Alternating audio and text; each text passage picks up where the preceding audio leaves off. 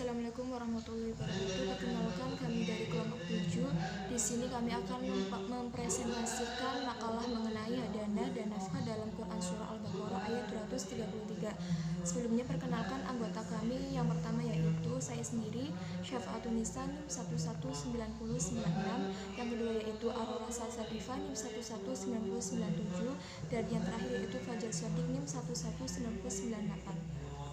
Pembahasan yang pertama yaitu mengenai hadanah dalam Quran Surah Al-Baqarah ayat 233 yang berbunyi A'udzubillahi minasyaitonirrajim. Bismillahirrahmanirrahim. Wal walidatu yurdi'na auladahunna haulaini kamilaini liman arada an yutimma ar-radha'ah wa 'alal mawludi lahu rizquhunna wa kiswatuhunna bil ma'ruf la tukallafu nafsun illa wus'aha la tudarra walidatun bi waladiha wa la mawludun lahu bi waladihi wa 'alal warithi mithlu dzalik fa in arada fisalan an taradin minhuma wa tashawurin fala junaha 'alaihima wa in aradtum an tastardi'u auladakum fala junaha 'alaikum idza sallamtum ma ataytum bil ma'ruf wattaqullaha wa'lamu annallaha bima ta'maluna basir. Sadaqallahul adzim. Quran Surah Al-Baqarah ayat 233. Yang artinya, para ibu hendaklah menyusukan anak-anaknya selama 2 tahun penuh, yaitu bagi yang ingin menyempurnakan penyusuan, dan kewajiban ayah memberi makan dan pakaian kepada para ibu dengan cara ma'ruf. Seseorang tidak dibebani melainkan menurut kadar kesanggupannya. Janganlah seorang ibu menderita kesengsaraan karena anaknya dan seorang ayah karena anaknya, dan waris pun berkewajiban demikian. Apabila keduanya ingin menyapih sebelum 2 tahun dengan kerelaan keduanya dan permusyawaratan, maka tidak ada dosa atas keduanya. Dan jika kamu ingin anakmu disusukan oleh orang lain, maka tidak ada dosa bagimu apabila kamu memberikan bayaran menurut yang patut. Bertakwalah kamu kepada Allah dan ketahuilah bahwa Allah Maha melihat apa yang kamu kerjakan.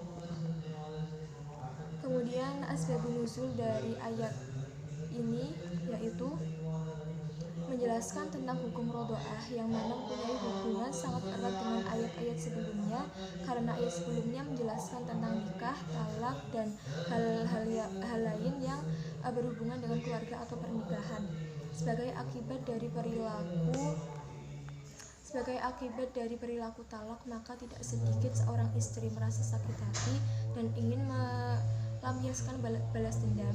Pelampiasan ini mereka lakukan dengan cara bersikap adil kepada anak mereka yang masih kecil, bahkan sampai tidak mau memberikan air susu ibu yang sangat penting bagi bayi. Oleh sebab itu, ayat ini diturunkan sebagai perumpamaan untuk perempuan-perempuan yang ditalak untuk tetap memberikan perhatian dan kasih sayang dengan sepenuh hati dan kerelaan kepada anaknya.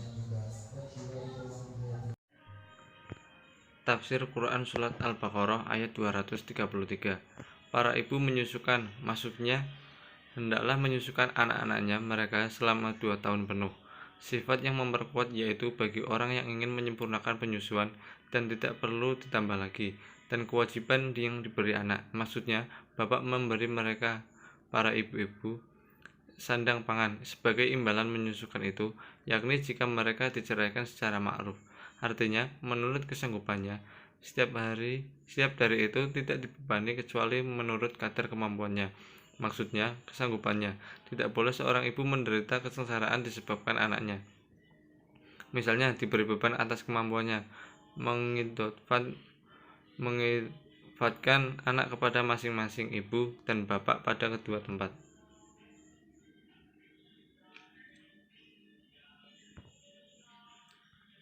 Lanjutan tafsir Quran Surat ayat Al-Baqarah ayat 233 tersebut ialah untuk menghimbau keprihatinan dan kesantunan dan ahli waris pun. Ahli waris dari bapaknya yaitu anak yang masih bayi, dan di sini ditujukan kepada wali yang mengatur hak hartanya. Berkewajiban seperti demikian, artinya seperti kewajiban bapaknya memberi ibunya sandang pangan apabila keduanya ingin. Maksudnya ibu bapaknya menyapih sebelum masa 2 tahun dan timbul dari kerelaan atau persetujuan keduanya dan hasil musyawarah untuk mendapatkan kemaslahatan si bayi, maka keduanya tidaklah berdosa atas demikian itu. Dan jika kamu ingin ditujukan kepada pihak bapak, anakmu disusukan oleh orang lain dan bukan oleh ibunya, maka tidaklah kamu berdosa dalam hal itu jika kamu menyerahkan kepada orang yang menyusukan pembayaran upahnya atau upah yang hendak kamu bayarkan menurut yang patut, secara baik dengan kerelaan hati. Dan bertakwalah kamu kepada Allah Subhanahu wa Ta'ala, dan ketahuilah bahwa Allah Maha melihat apa yang kamu kerjakan, hingga tidak satu pun yang tersembunyi baginya. Hukum memenuhi tanah dan nafkah dalam Quran Surat Al-Baqarah ayat 233. Dalam Surat Al-Baqarah ayat 223 yang berhubungan dengan hadanah dan nafkah, yaitu dalam proses penyusuan seorang ibu kepada anaknya secara langsung, baik itu ibu yang masih dalam ikatan pernikahan ataupun yang sudah tertalak atau bercerai. Penyusuan ini dilakukan selama 2 tahun penuh oleh ibu kepada anaknya.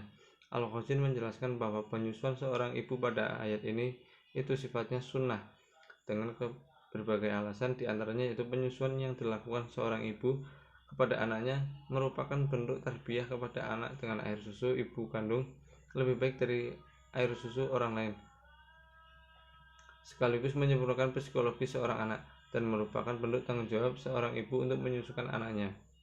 Menyusui merupakan tanggung jawab pertama yang harus diemban oleh seorang ibu demi kelanjutan hidup sang anak. Adapun bentuk tanggung jawab seorang bapak yaitu dengan cara memberi nafkah. Jadi kewajiban memenuhi nafkah di sini itu bukan hanya kepada anak saja, tapi juga kepada ibunya. Selanjutnya saya akan menjelaskan tentang materi hadanah dan nafkah. Syarat-syarat hadanah.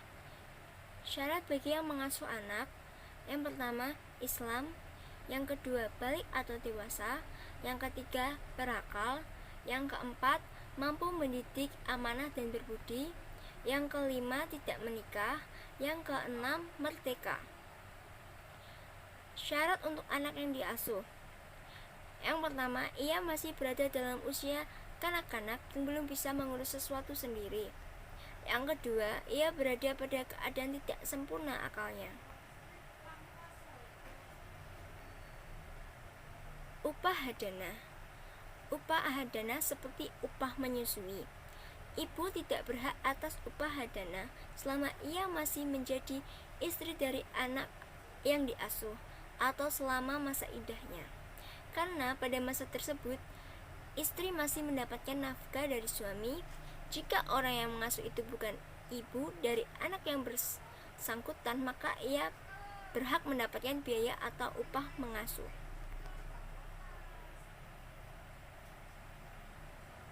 Selanjutnya, berhentinya hadanah. Hadanah berakhir apabila anak yang diasuh sudah berusia mumayyiz dan sudah mampu mengurus diri sendiri seperti makan, berpakaian, mandi. Jika masa hadanah telah berakhir, maka ibu dan bapak anak itu harus bermusyawarah tentang siapa yang harus mengasuh. Jika keduanya sepakat, maka terlaksanakanlah kesepakatan itu. Tetapi jika keduanya bersengketa, maka diserahkan kepada anak bersangkutan untuk memilih barang siapa yang dipilih antara mereka berdua, maka yang lebih berhak untuk mengasuhnya.